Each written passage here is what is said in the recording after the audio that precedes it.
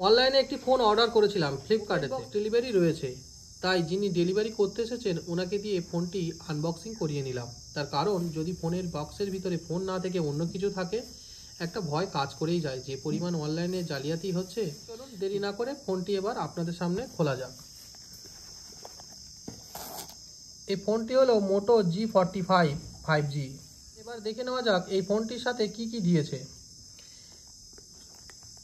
এর সাথে দিয়েছে একটি 20 ওয়াটের চার্জার, 20 ওয়াটের চার্জার দিয়েছে, আর একটি ডাটা কেবল দিয়েছে, সম্ভবত টাইপ সি হবে, সম্ভবত টাইপ সি, হ্যাঁ এটা টাইপ সি। বন্ধুরা দেখুন ফোনটি কেমন দেখতে লাগছে।